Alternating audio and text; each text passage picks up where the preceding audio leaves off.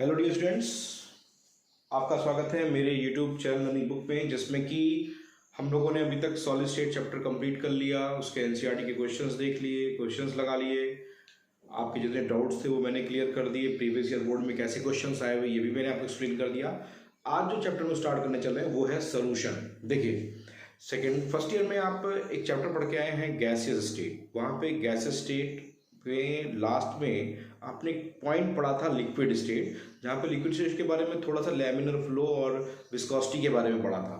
But second year में वही चीज़ एक ब्रॉड कॉन्सेप्ट पे आता है, लिक्विड स्टेट ही, वो है सोल्यूशन। तो आज का जो टॉपिक हमारा स्टार्ट हो रहा है वो है सोल्यूशन। तो as you all of you know that कि मैं हमेशा आपको पहले चैप्टर का रिव्यू बताता हूँ, उससे कैसे क्वेश्चन बनते हैं, कैसे टॉपिक आते हैं। तो आज का वीडियो लेक्चर हम लोग का कंप्लीटली इंपॉर्टेंट होने वाला है इस चैप्टर के रिव्यू पे। किस टॉपिक से बोर्ड के क्वेश्चन आते हैं, किस टॉपिक से कैसे क्वेश्चन पुटअप होते हैं, तो पूरे चैप्टर का ओवरव्यू आपके दिमाग में फिट होने वाला है। तो आप अगर चैनल को सब्सक्राइब नहीं किए हैं तो चैनल को सब्सक्राइब कर दीजिए, लाइक और कमेंट आप जरूर करिएगा। तो आइए स्टार्ट करते हैं सोल्यूशन। इस चैप्टर में सोल्यूशन को अगर हम कैटेगराइज करें चैप्टर को, तो आप कैटेगराइज करके ऐसे देख सकते हैं कि इसमें जो पहला पार्ट है वो है basic concept. Basic concept of solution. Basic concept of solution का क्या मतलब है डियर स्टूडेंट्स? यहाँ बेसिक कॉन्सेप्ट ऑफ सॉल्यूशन का मतलब है कि हमको पढ़ना है सॉल्यूशन की डेफिनेशन। क्या पढ़ना है? सॉल्यूशन की डेफिनेशन। आप कहेंगे सर सॉल्यूशन की डेफिनेशन पढ़ने की क्या जरूरत है? देखिए, सॉल्यूशन बहुत सारे होते हैं। सॉल्यूशन अगर कहा जाए तो होमोजीनियस मिक्सचर भी सॉल्यूशन है, हेटेरोजेनियस मिक्सचर भी सॉल्यूशन है। बट यहाँ पे जो हम सॉल्यूशन पढ़ने जा रहे हैं डियर स्टूडेंट्स, देखिए आप 10th में पढ़ के आए हैं कि सॉल्यूशन को जो क्लासीफाई किया जाता है, तो क्लासीफाई डिपेंड करता है पार्टिकल साइज के बेसिस पे। अगर पार्टिकल साइज जो है वो उसकी पार्टिकल साइज 1 नैनोमीटर से कम है, अगर सॉल्यूट पार्टिकल साइज 1 नैनोमीटर से कम है तो उसको ट्रू सॉल्यूशन कहते हैं। अगर पार्टिकल साइज 1 नैनोमीटर से 1000 नैनोमीटर के बीच में होता है तो उसे कोलाइडल सॉल्यूशन कहते हैं। और अगर पार्टिकल साइज 1000 नैनोमीटर से ज़्यादा होती है तो उसे सस्पेंशन कहते हैं। तो सॉल्यूशन का क्लासिफिकेशन तो बहुत सारा है, बट डियर स्टूडेंट्स ये जो चैप्टर है हमको सिर्फ और सिर्फ आइडिया देता है वनली फॉर ट्रू सॉल्यूशन। मतलब हम इस चैप्टर में जो कुछ भी पढ़ेंगे वो ट्रू सॉल्यूशन के बारे में पढ़ेंगे। हमें कोलाइडल सॉल्यूशन के बारे में नहीं पढ़ना, हमें सस्पेंशन के बारे में नहीं पढ़ना। मतलब ऐसे सॉल्यूशन जो होमोजीनियस मिक्सचर होते हैं। होमोजीनियस मतलब सॉल्यूट और सॉल्वेंट आपस में मिक्स हो जाते हैं। तो सॉल्यूट और सॉल्वेंट आपस में मिक्स हो जाते हैं तो इसे होमोजीनियस मिक्सचर कहते हैं। मतलब उनकी बाउंड्री लाइन आपको शो ऑफ नहीं होगी। तो एक बात क्लियर करनी चाहिए कि सॉल्यूशन चैप्टर में आपको स्पेशली होमोजीनियस सॉल्यूशन के बारे में पढ़ना है, होमोजीनियस मिक्सचर के बारे में पढ़ना है। और वो जो सॉल्यूशन है वो भी आपके सिलेबस में फिक्स है। देखिए, सॉल्यूशन में कई सारे कंपोनेंट हो सकते हैं। जनरली आप कंपोनेंट दो जानते हैं, एक सॉल्यूट और एक सॉल्वेंट। तो सॉल्यूट और सॉल्वेंट में आप सॉल्यूट हो सकता है 2-3 सॉल्यूट मिलाए हो, लेकिन यहाँ इस चैप्टर में आपको सिर्फ बाइनरी सॉल्यूशन पढ़ना है। Dear student, binary means 1 solute and 1 solvent. तो हम पहले डेफिनेशन पढ़ेंगे सॉल्यूशन की डेफिनेशन, फिर टाइप्स ऑफ सॉल्यूशन पढ़ेंगे। क्या पढ़ेंगे? Types of solution. Types of solution में क्या है? टाइप्स ऑफ सॉल्यूशन पढ़ेंगे। ठीक है, अब इस टाइप्स ऑफ सॉल्यूशन में सॉल्यूशन कितने टाइप के होते हैं हमको ये पढ़ना है। तो जब सॉल्यूशन के आप टाइप्स देखेंगे डियर स्टूडेंट्स, तो आपको देखने में आएगा कि सॉल्यूशन के जो टाइप्स होते हैं वो स्पेशली क्लासिफाइड हैं ऑन द फॉलोइंग बेसिस। तो सॉल्यूशन के जो क्लासिफिकेशन है वो निम्नलिखित आधार पे है। जो पहला बेसिस इसका क्लासिफिकेशन का आपको सिलेबस में है वो है सॉल्यूट और सॉल्वेंट की फिजिकल स्टेट पे। सॉल्यूट प्लस सॉल्वेंट की फिजिकल स्टेट पे। सॉल्यूट और सॉल्वेंट की फिजिकल स्टेट कैसी, इसके बेसिस पे सॉल्यूशन को क्लासिफाई करना है। क्या पढ़ना है? सॉल्यूट और सॉल्वेंट की फिजिकल स्टेट के बेसिस पे क्लासिफाई करना है। तो इसके बेसिस पे सॉल्यूट और सॉल्वेंट की फिजिकल स्टेट के बेसिस पे आप जानते हैं कि सॉल्यूट मे बी सॉलिड हो सकता है, मे बी लिक्विड हो सकता है, मे बी गैस होता है, और सॉल्वेंट भी मे बी सॉलिड हो सकता है, मे बी लिक्विड होता है, मे बी गैस होता है। तो उस बेसिस पे सॉल्यूट और सॉल्वेंट जो कि फिजिकल स्टेट के बेसिस पे सॉल्यूशन 9 टाइप्स के होते हैं। हम चैप्टर स्टार्ट करेंगे डिटेल बताएंगे, लेकिन सॉल्यूशन 9 टाइप्स के होते हैं। और दूसरा जो हमको इस टॉपिक पढ़ना है वो पढ़ना है सॉल्यूशन की concentration units. Concentration units of solution. तो कंसंट्रेशन यूनिट्स ऑफ सॉल्यूशन क्या है? कंसंट्रेशन यूनिट्स वही जो आप क्लास 11 में पढ़ के आए हैं। आपको अगर याद हो तो मुझे लगता है कि आपको टॉपिक याद होगा, मोलरिटी है ना, mole fraction, normality, molality small m, ठीक है, फॉर्मेलिटी, ppm, पार्ट्स पर मिलियन आपको पता होगा, मास परसेंटेज, वॉल्यूम परसेंटेज, इनसे न्यूमेरिकल्स स्टूडेंट्स आते हैं। ये न्यूमेरिकल पोर्शन आपका है इस चैप्टर का, जहां से कंसंट्रेशन यूनिट्स के बारे में आपको न्यूमेरिकल कॉन्सेप्ट बताया जाएगा। तो आपको पहला पॉइंट क्लियर हो गया। ये जो बेसिक कॉन्सेप्ट जो आपके प्रीवियस नॉलेज पे बेस्ड है, उसमें सोल्यूशन, कौन सोल्यूशन पढ़ना है चैप्टर में, ट्रू सोल्यूशन पढ़ना है। ट्रू सोल्यूशन में क्या पढ़ना है, बाइनरी सोल्यूशन पढ़ना है, जिसमें कि एक सोल्यूट और एक solvent. On the basis of solute and solvent physical properties, solution is classified into 9 parts. यहाँ पे सोल्यूशन 9 टाइप्स के होते हैं। और कंसंट्रेशन यूनिट्स अगर आपको पढ़ना है, वो कंसंट्रेशन यूनिट्स में molarity, mole fraction, normality, molality, दोनों का रिलेशनशिप, फॉर्मेलिटी क्या होता है, पीपीएम क्या होता है, मास परसेंटेज क्या होता है, वॉल्यूम परसेंटेज क्या होता है, इनके बारे में पढ़ना है। फिर दूसरा पॉइंट जो इस बुक का आता है स्टूडेंट्स, इस चैप्टर का सोल्यूशन का आता है, वो आता है क्या, वो आता है सॉल्युबिलिटी टॉपिक। क्या आता है, सॉल्युबिलिटी। सॉल्युबिलिटी क्या आता है, सॉल्युबिलिटी। अब सॉल्युबिलिटी किसकी, सॉल्युबिलिटी क्या होती है, the maximum amount of solute that can be dissolved in a given amount of solvent at a particular temperature या at a particular set of conditions। तो at a particular set of conditions आप जो maximum amount of solute dissolve होता है किसी solvent में, उसे क्या बोलते हैं, सॉल्युबिलिटी। अब सॉल्युबिलिटी यहाँ 3 है आपके सिलेबस में, जो हमको बेसिकली ध्यान देना है। एक है solid, solubility of solid in liquid, solubility of solid in liquid। दूसरा solubility of gas in liquid, gas in liquid। और तीसरा solubility of liquid in liquid। तो इस चैप्टर में हमको solubility पढ़ना है। solubility दूसरा टॉपिक जो है, solubility क्या होता है, solubility पे solid in liquid की solubility कैसे डिफाइन करेंगे, गैस इन लिक्विड की सॉल्युबिलिटी कैसे डिफाइन करेंगे, और लिक्विड इन लिक्विड की सॉल्युबिलिटी कैसे डिफाइन करेंगे। तो क्लियर है, 3 टाइप की सॉल्युबिलिटी पढ़नी है, solid in liquid, gas in liquid and liquid in liquid. अब जब सॉलिड इन लिक्विड पढ़ेंगे तो यहाँ 4 डिफिनेशन है, बस बेसिकली 2 डिफिनेशन जरूर पढ़नी है आपको। एक सैचुरेटेड सोल्यूशन क्या होता है, एक डिसोल्यूशन प्रोसेस क्या होता है, एक सुपर सैचुरेटेड सोल्यूशन क्या होता है। ये बेसिक डिफिनेशन है जो वाइवा में पूछ जाते हैं, तो मैं तैयार करा दूंगा, परेशान मत होइएगा। दूसरा, इससे एक टॉपिक और आता है सॉलिड इन लिक्विड का। क्या टॉपिक है कि सॉलिड इन लिक्विड को, जो हम सॉलिड, किसी सॉलिड को लिक्विड में डिसॉल्व करते हैं, तो उस पर टेम्परेचर का क्या इफेक्ट पड़ता है, प्रेशर का क्या इफेक्ट पड़ता है, कंसंट्रेशन का क्या इफेक्ट पड़ता है। तो ली चार्टिलियस प्रिंसिपल याद होगा इक्विलिब्रियम में, तो वो यहाँ पे पढ़ना है आपको कि solubility of solid in liquid जब हम डिसॉल्व करना स्टार्ट करते हैं, तो लिक्विड, सॉलिड को लिक्विड डिसॉल्व करते हैं, तो टेम्परेचर का क्या इफेक्ट पड़ता है, प्रेशर का क्या इफेक्ट पड़ता है, कंसंट्रेशन का क्या इफेक्ट पड़ता है। ये इतना टॉपिक है। फिर अगला है solubility of gas in liquid. ये स्टूडेंट यहाँ से एक बम्पर इंपॉर्टेंट क्वेश्चन स्टार्ट होता है, जो कि 2 लॉ के फॉर्म में आता है। जब हम solubility of gas in liquid पढ़ेंगे, तो इसमें हम देखेंगे एक लॉ, जब किसी गैस को लिक्विड में डिसॉल्व करते हैं, तो वहां पे एक लॉ एप्लीकेबल होता है यहाँ से, जो है हेनरी लॉ। हेनरी लॉ, ये टॉपिक हमको यहाँ पे पढ़ना है। हेनरी लॉ कहाँ से है, solubility of gas in liquid. जैसे एग्जांपल आपकी बेसिक लाइफ से बताता हूँ, जैसे आप कोल्ड ड्रिंक पीते हैं, मैं कई बार आपसे क्वेश्चन पुटअप करता हूँ, कोल्ड ड्रिंक पीते हैं, कोल्ड ड्रिंक में क्या होता है, जब आप उसको ओपन करते हैं तो गैस निकलती है, लेकिन जब तक वो डिसॉल्व रहता है, जब तक वो बंद रहती है, तब तक कोई गैस नहीं निकलती। मतलब सॉल्युबिलिटी जो होती है किसी गैस की, प्रेशर बढ़ाने पर बढ़ जाती है। तो what is the effect of pressure on solubility of A gas. जब प्रेशर का क्या इफेक्ट पड़ता है किसी solubility of gas in liquid पर, इसको कौन एक्सप्लेन करता है, हेनरी लॉ एक्सप्लेन करता है। क्या प्रेशर इफेक्ट पड़ेगा, समझ में आ गया। टेम्परेचर का क्या इफेक्ट पड़ता है गैस इन लिक्विड का, इसका इफेक्ट पड़ रहा है, ठीक है। तो यहाँ पे हेनरी लॉ पढ़ेंगे हम। हेनरी लॉ में एक आएगा Henry law constant. Henry law constant को रिप्रेजेंट करते हैं KH से।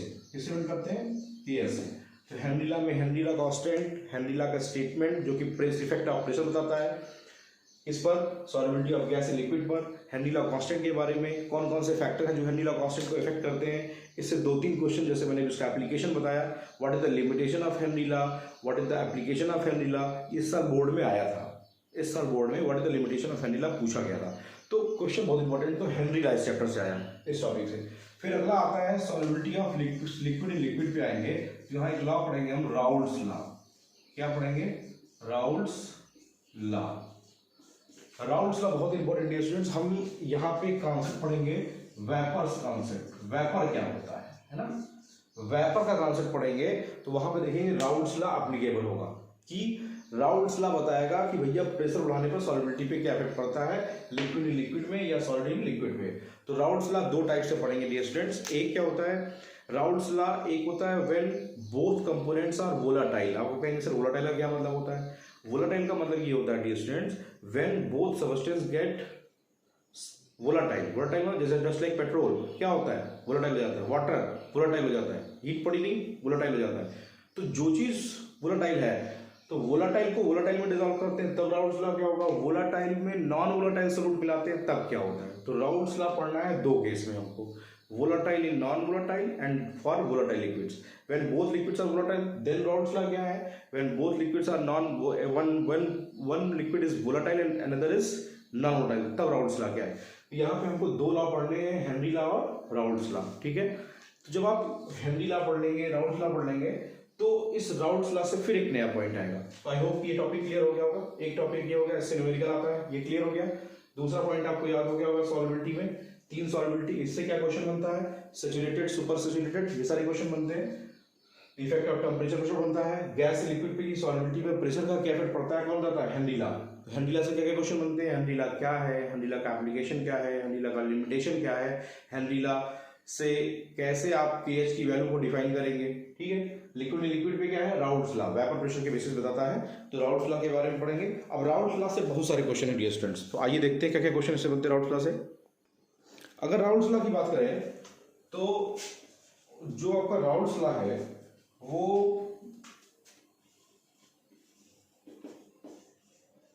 इसमें न्यूमेरिकल्स आते हैं। ठीक है, तो राउल्स लॉ जब मैं बताऊंगा आपको डिटेल में तो अपने आप क्लियर हो जाएगा।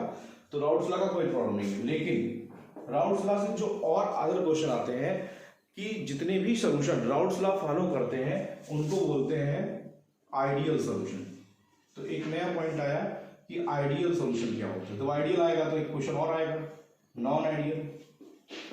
तो जो अगला टॉपिक है नॉन आइडियल सोल्यूशन, तो आइडियल सोल्यूशन और नॉन आइडियल सोल्यूशन ये किसके बेसिस पे है, राउल्स लॉ के बेसिस पे। आइडियल सोल्यूशन क्या होता है, नॉन आइडियल सोल्यूशन क्या होता है, आइडियल सोल्यूशन कैसे आइडेंटिफाई करेंगे। ठीक है, नॉन आइडियल सोल्यूशन कैसे आइडेंटिफाई करेंगे। नॉन आइडियल सोल्यूशन पॉजिटिव और नेगेटिव दो टाइप के होते हैं।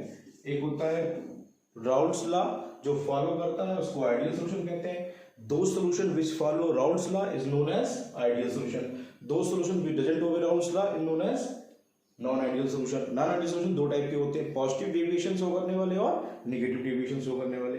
हम इनको डिटेल में पढ़ेंगे ग्राफिकल रिप्रेजेंटेशन से। ठीक है, इससे कम से कम 4-5 क्वेश्चन बनते हैं, बहुत इंपॉर्टेंट तो उसके बारे में डिस्कस करेंगे। ठीक है, तो फोकस करने वाली चीज है इस पे। ठीक, अब इसी राउल्स लॉ के बारे में पढ़ेंगे तो ये एक टॉपिक नया आएगा नॉन आइडियल सोल्यूशन से निकल के आएगा, एजियोट्रॉप्स।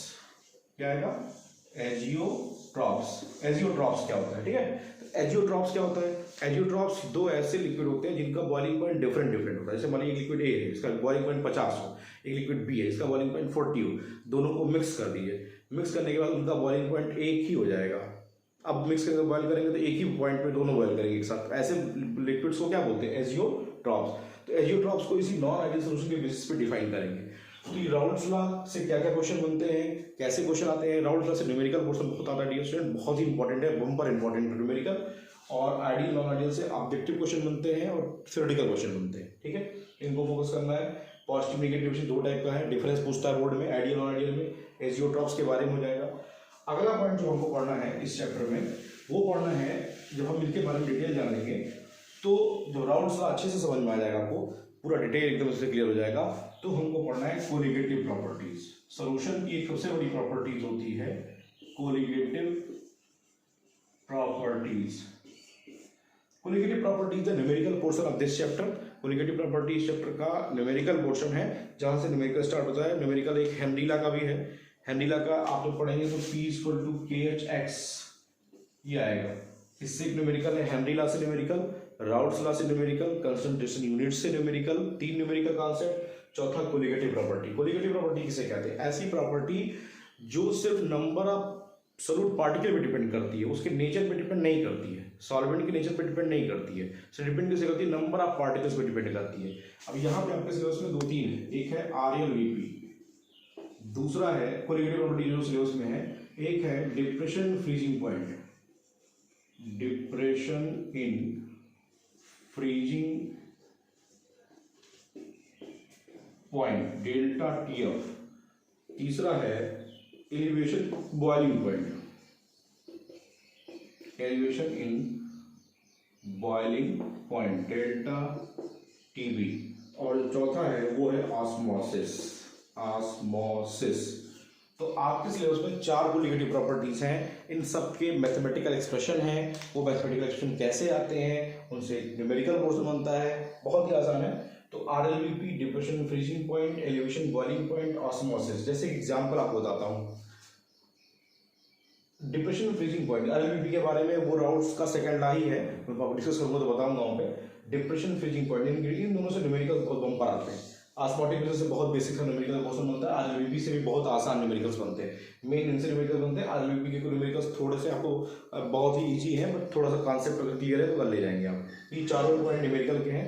डिप्रेशन फ्रीजिंग पॉइंट की बात करते हैं, जैसे मान लीजिए वाटर है तो 0 डिग्री सेल्सियस पे फ्रीज होता है, जानते हैं आप सभी लोग। अब उसमें थोड़ा सा नमक मिला दिए, चीनी मिला दी, लेकिन अब आप उसको फ्रीज करेंगे तो वो 0 डिग्री सेल्सियस पे फ्रीज नहीं होने वाला, 0 से कम डिग्री से फ्रीज होगा, गारंटी करके देख लीजिएगा। ऐसे ही एलिवेशन बॉइलिंग पॉइंट, आप पानी को बॉइल करिए तो 100 डिग्री सेल्सियस बॉइल होगा 100 पे, लेकिन अगर पानी में नमक मिला देंगे तो पक्का है कि वो 102, 104, 106 डिग्री सेल्सियस पे बॉइल करेगा। क्यों? Due to elevation in boiling point. तो ये कहलाती है कोलिगेटिव प्रॉपर्टीज। तो कोलिगेटिव प्रॉपर्टीज के बेसिस पे ये 4 पॉइंट है, इनसे न्यूमेरिकल पोर्शन बनते हैं, ठीक है। न्यूमेरिकल पोर्शन के बारे में हम डिटेल में पढ़ेंगे, ठीक है। यहाँ पे ये इसको ऑस्मोटिक, उसको पाई से करते हैं, पाई इक्वल टू CRT, ठीक है। ऑस्मोसिस से 3-4 क्वेश्चन है, यहाँ पे थ्योरेटिकल क्वेश्चन भी है, जैसे एक्सो ऑस्मोसिस क्या होती है, एंड ऑस्मोसिस क्या होती है, ठीक है, और रिवर्स ऑस्मोसिस क्या होती है, रिवर्स आरो प्लांट कहते हैं ना, रिवर्स ऑस्मोसिस, तो उसके बारे में यहाँ पढ़ना है। और सबसे लास्ट जो चैप्टर का है वो है एबनॉर्मल मोलर मास। सबसे लास्ट टॉपिक जो आपको पढ़ना है चैप्टर में वो पढ़ना है एबनॉर्मल मोलर मास, एबनॉर्मल